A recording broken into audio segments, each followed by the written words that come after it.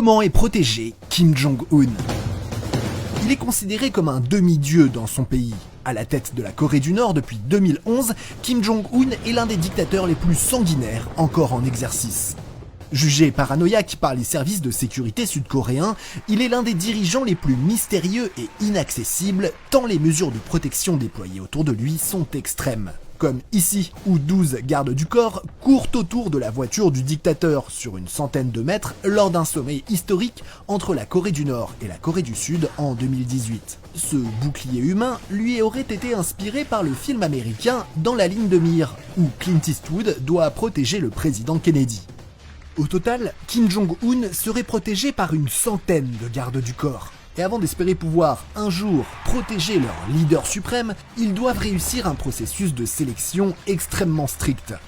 Par exemple, leur taille doit se rapprocher de celle de Kim Jong-un, mais ne jamais le dépasser. Cette année, elle est fixée à 1,67 m précisément. L'année dernière, c'était 1,63 m, mais en réalité, personne ne connaît la vraie taille de Kim Jong-un.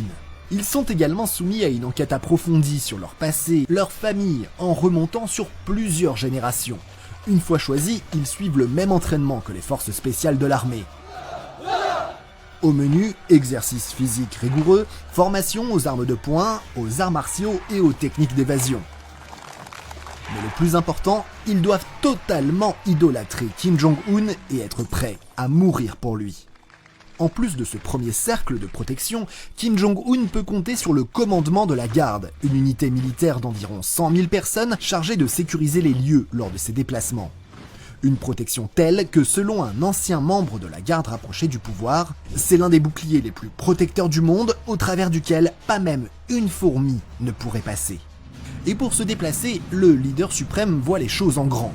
Il possède 2 limousines Mercedes blindées avec des panneaux d'acier incrustés dans le corps des véhicules et un plancher renforcé en cas d'attaque à la bombe.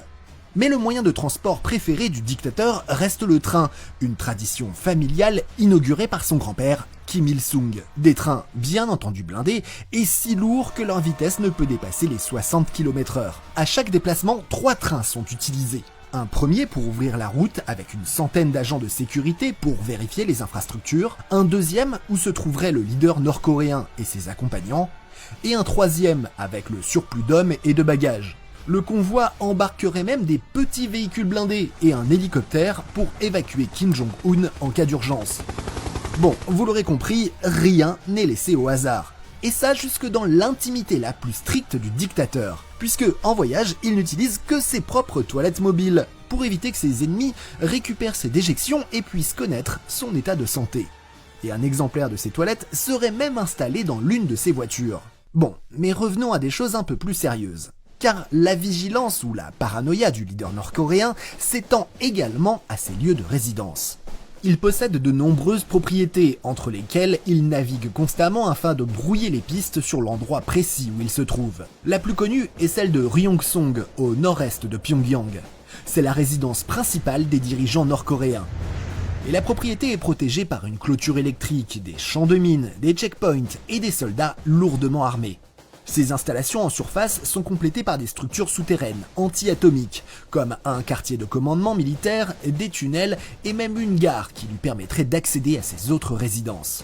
Bon, on peut comprendre que Kim Jong-un soit un poil paranoïaque car on sait que la dynastie des Kim, au pouvoir depuis 1948, a déjà connu de nombreuses tentatives d'assassinat.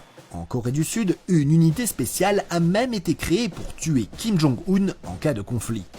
Bon, soyons honnêtes, le dirigeant nord-coréen est plus connu pour commanditer des meurtres que d'être la cible de ses opposants, comme en 2017 où il est accusé d'avoir ordonné l'assassinat de son demi-frère Kim Jong-nam, accusé par Pyongyang d'être un informateur de la CIA.